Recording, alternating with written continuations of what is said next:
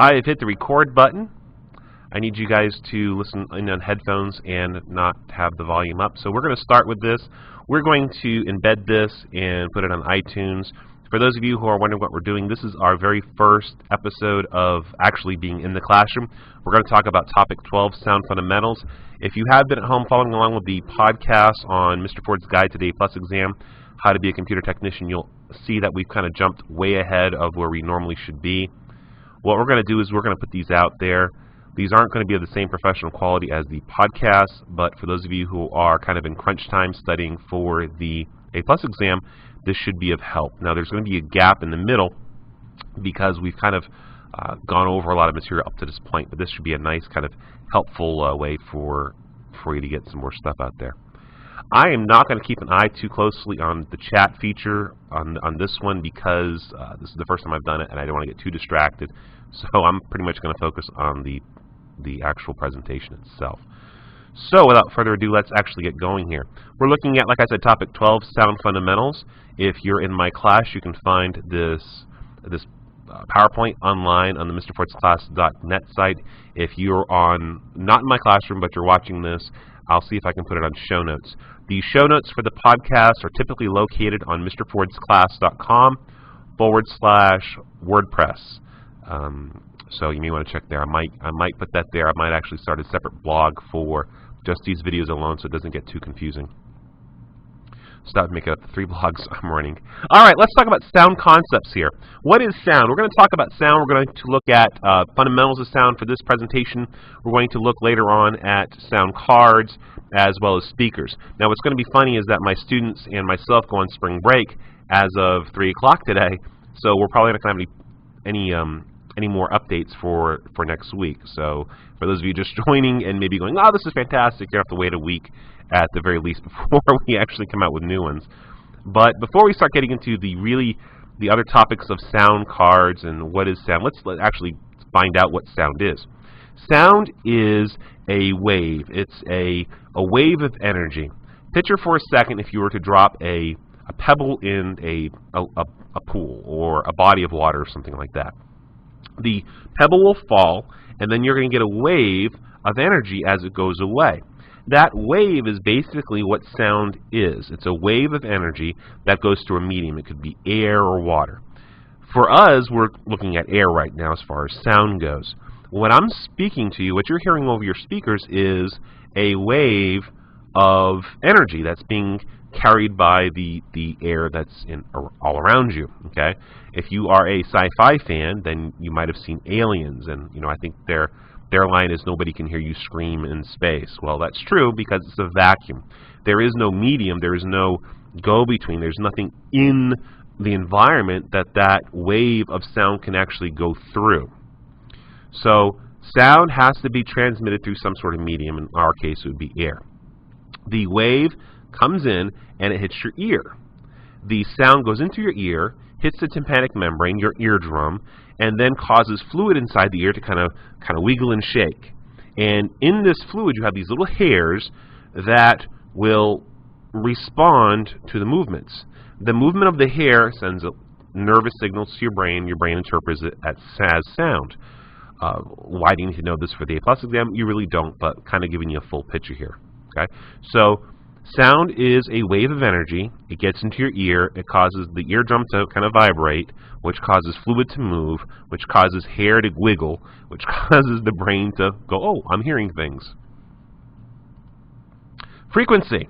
Frequency is basically pitch, how high or low a sound is.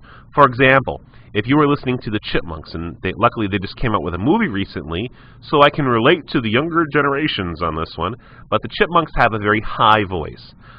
Or if you're a South Park fan, you might remember the Wing episode, and if you look at the PowerPoint, it's kind of highlighted, and or not highlighted, but it's a different color, and it's underlined because it's a link there. So Wing is a singer, an Asian singer who sings cover songs in a very high voice. The opposite of a high frequency would be a low frequency, and I just noticed I have a typo right there. I don't know why my spell check's not picking that up. There we go. And it's still not spelled right. There you go. All right, fix that one up.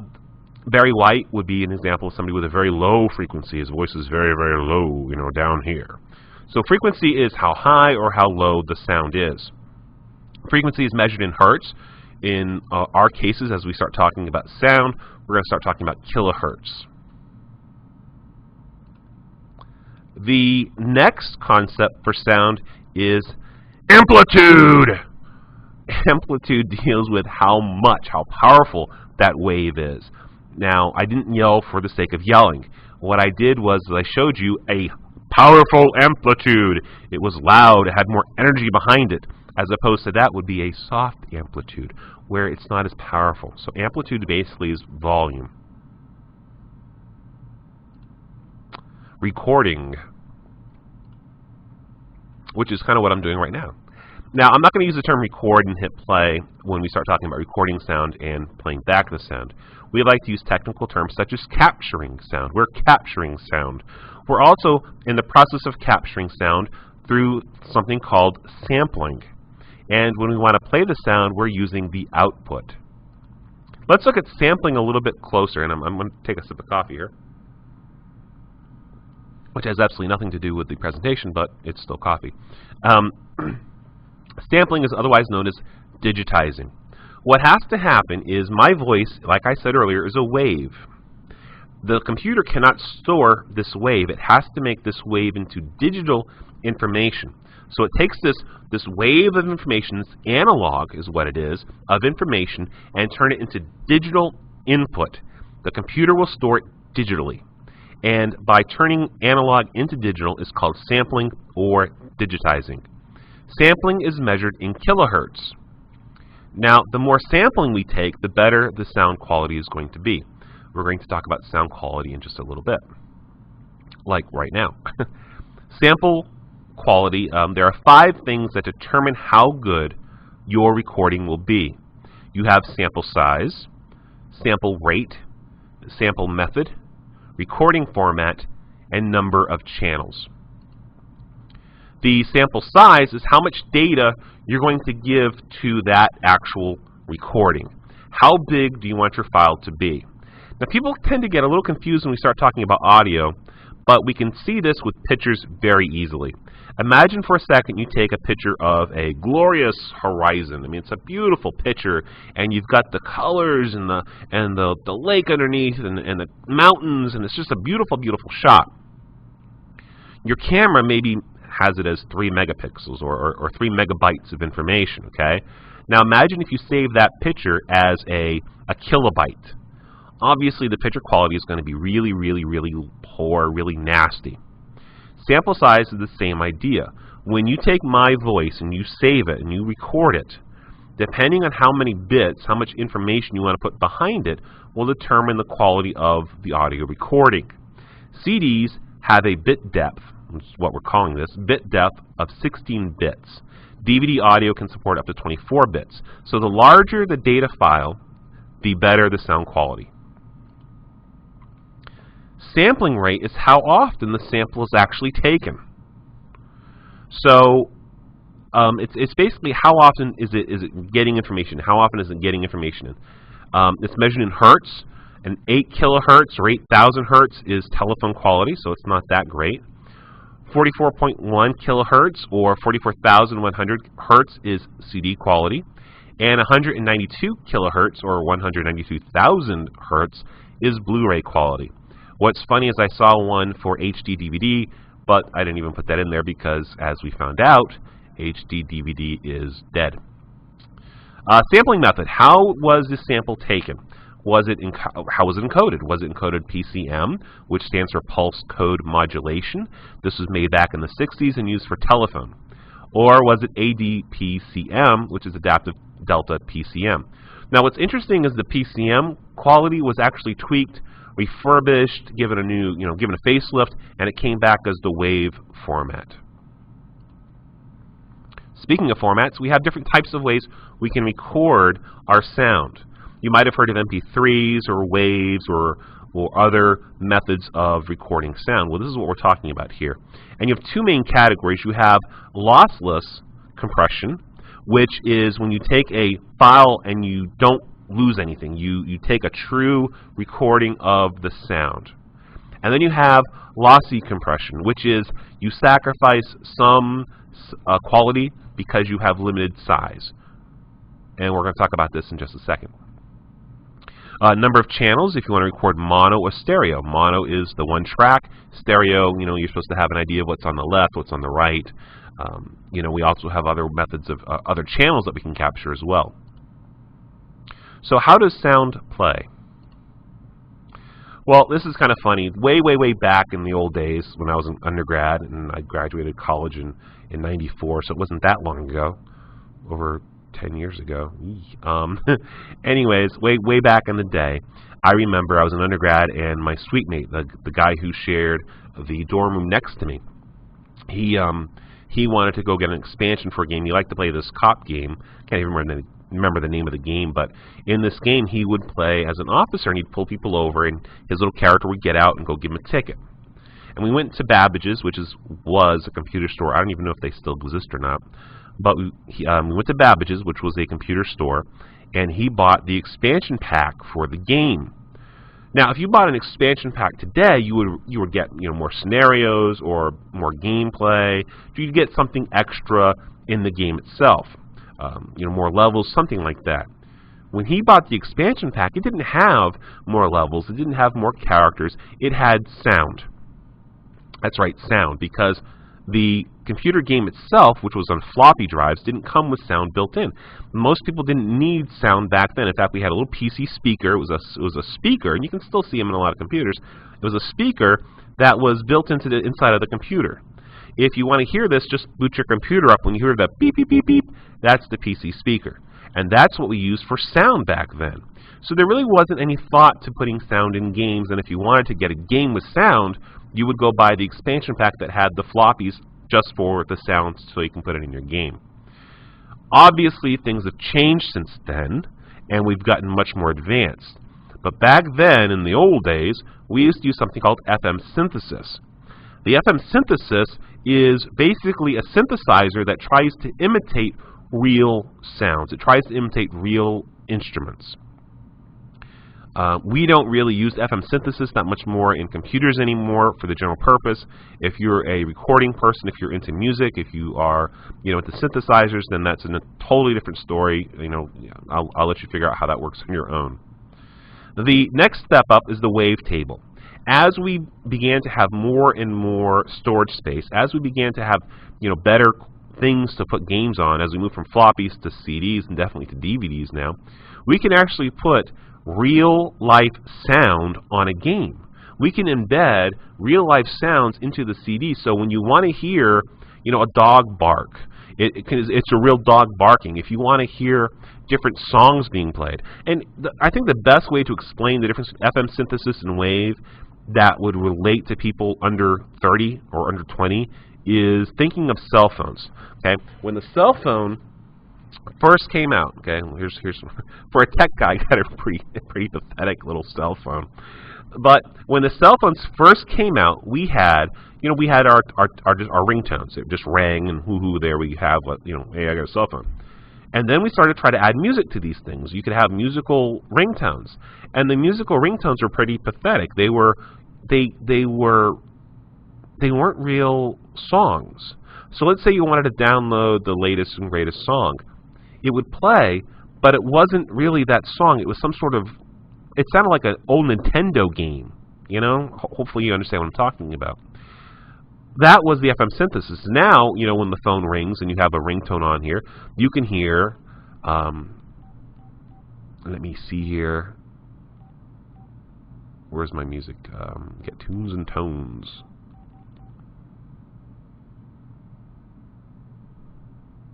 As we pause and wait, here we go, songs. And by the way, I'm in the classroom right now. That was the bell. Hopefully you can hear this.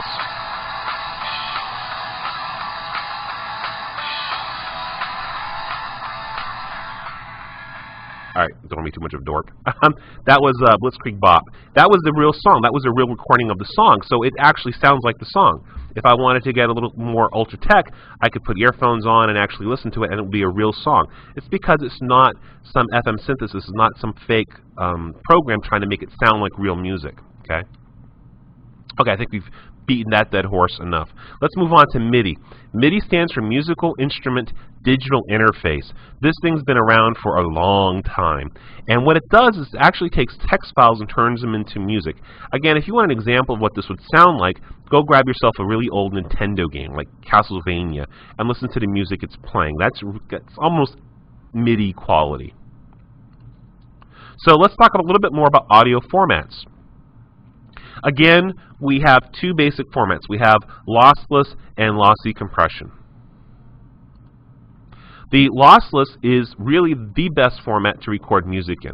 Let's say that you want to have a CD, and this is really cool. I was listening to Leo Laporte's radio show.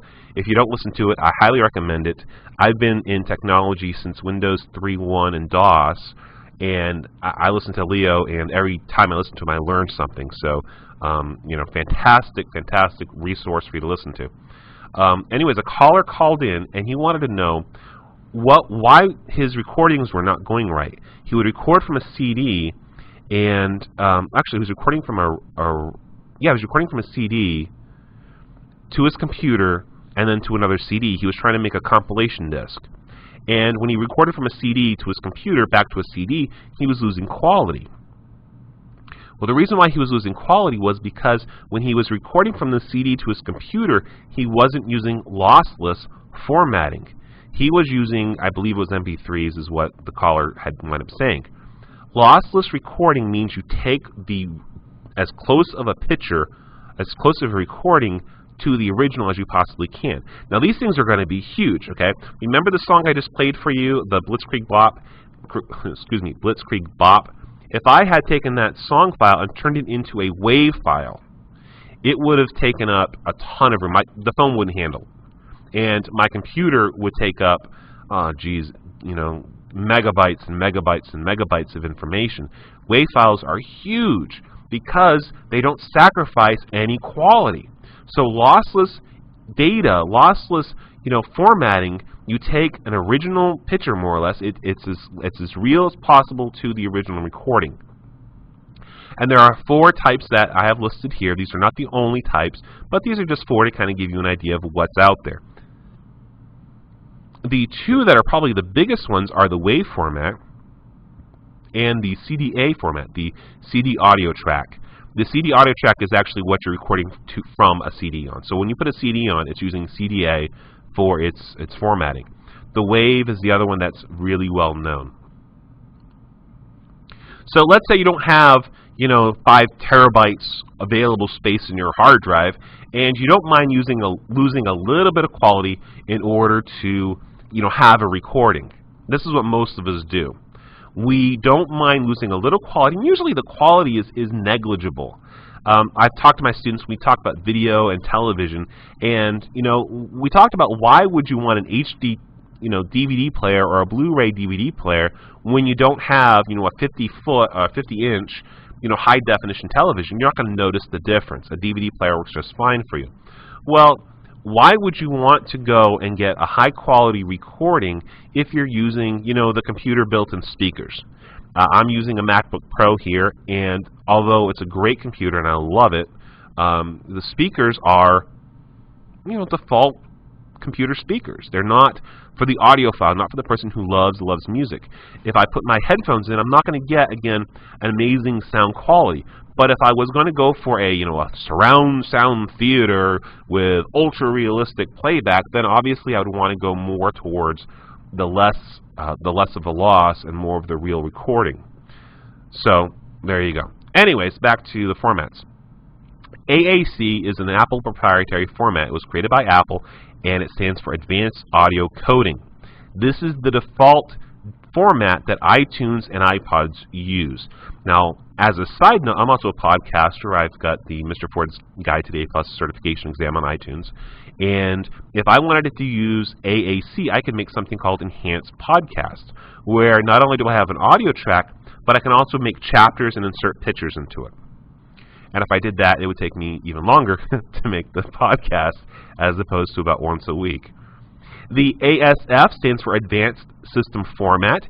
It's used for streaming media. Hey, what are you doing right now? You're listening to streaming media.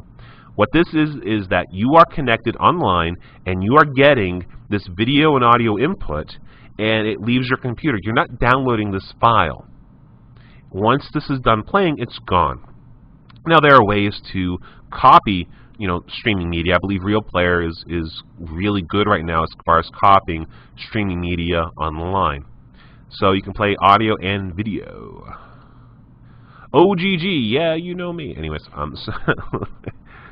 bad 80s joke there.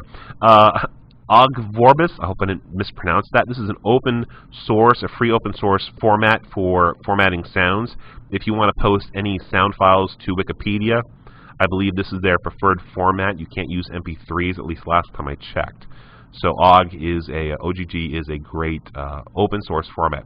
It just never caught on as well as the other formats we're going to talk about because it was open source. It didn't have the backing of Apple or Microsoft behind it. RA is Real Audio. It can be used for audio or video, and it's commonly used online on the internet. WMA, this is Windows proprietary format, Windows Media Audio format. It cannot be played on a Mac. When I made the switch, yes, I'm a switcher.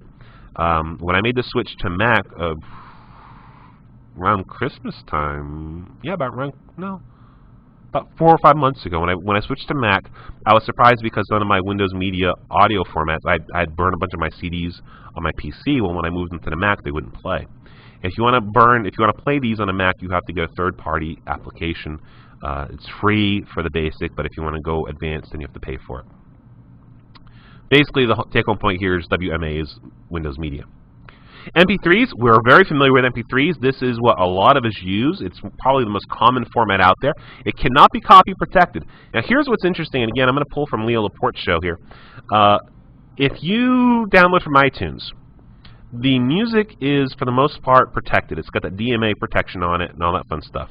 If you download from Rhapsody, it's also protected. In fact, what's bizarre is he had a caller call in who was, I guess, using a Zune, which is a Microsoft product, and Rhapsody uses the encryption program that is supported by Microsoft.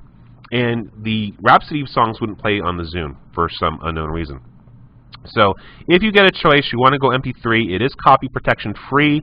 You don't have to worry about it. And I believe the Amazon store has a music download site which is very, very popular, and they let you download it in MP3s.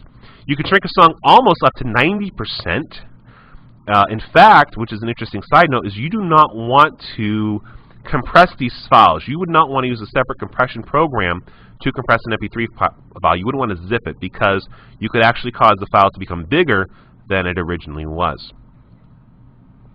Alright, well that concludes Topic 12, Sound Fundamentals. This was our first try at this Ustream, and we recorded it. Hopefully this works, and it came out pretty decent. Once again, you can find show notes, at least for the Mr. Fort's class, the Mr. Fort's A+ certification exam on mrfortsclass.com/WordPress. I'm not completely sure what I'm going to do with the Ustream yet. We'll see as we go through this and we get more used to it. I've been talking for a while. Anyways, that's it for me. I hope you guys got something out of it, and we'll see you later. Bye-bye.